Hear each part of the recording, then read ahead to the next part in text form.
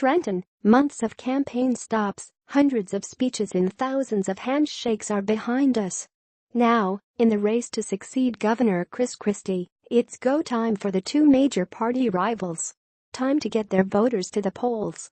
For Republican Kim Guadagno and Democrat Phil Murphy, their final pushes ahead of Tuesday's election are as distinct as their campaign platforms.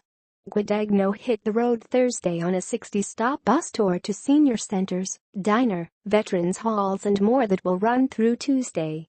Her running mate, Carlos Rendo, embarked on a similar jaunt, and together the GOP hopefuls plan to make stops in all of New Jersey's 21 counties.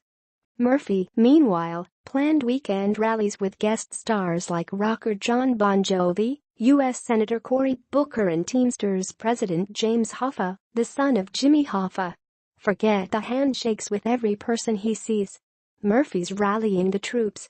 His schedule is more about getting those special interest groups in the base and folks who are going to turn around and knock on doors on Tuesday motivated, said Patrick Murray, director of the Monmouth Polling Institute. He's campaigning to the organizers, he said. She's still introducing herself to voters.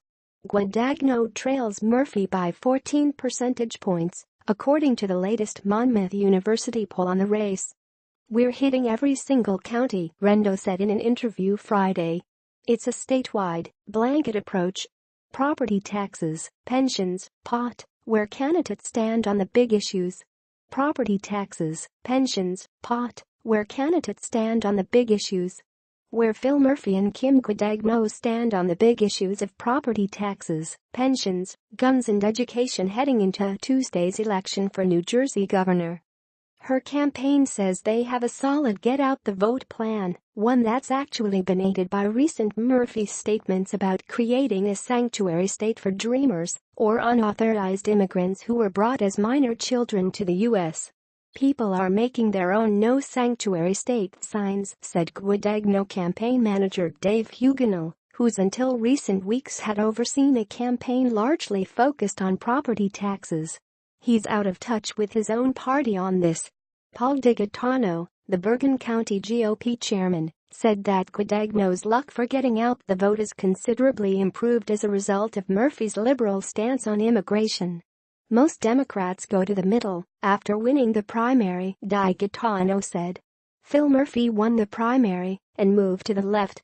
The so-called Reagan Democrats, they're worried about things like national security and the economy, and Phil Murphy has given them no reason to vote Democrat.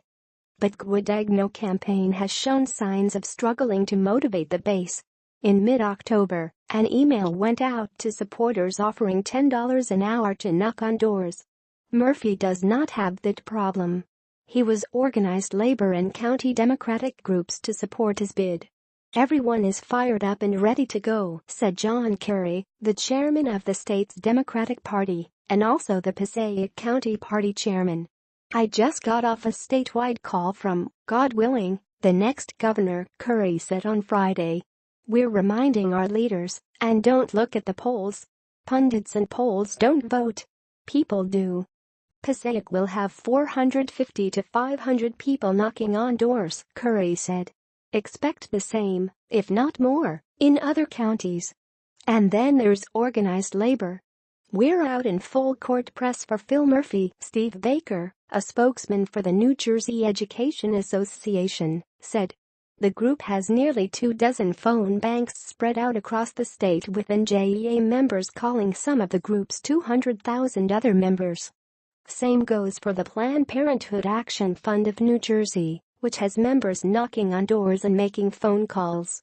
The Republican side doesn't have the same sort of infrastructure that the Democrats have, said Matthew Hale, a political science professor at Seton Hall University. That's going to take knocking on doors and moving people. Murphy is also aggressively courting organized labor to help turn out the vote for him.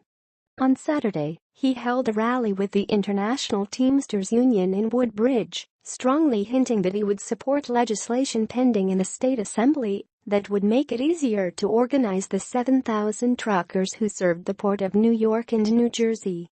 Murphy got raucous applause and cheers. Both candidates' final push mirrors their general election campaign strategy. Murphy has had big names in the Democratic Party travel to the state to fundraise and campaign, including former Presidents Barack Obama and Bill Clinton, and included former Vice Presidents Joe Biden and Al Gore, and John Kerry, Howard Dean and former U.S. Representative Gabby Giffords. They have reinforced his message against the policies of two Republicans who are very unpopular in New Jersey, Christie, whom Murphy has continually linked to Guadagno, his lieutenant governor, and President Donald Trump. Guadagno's events were intimate, with far less fanfare.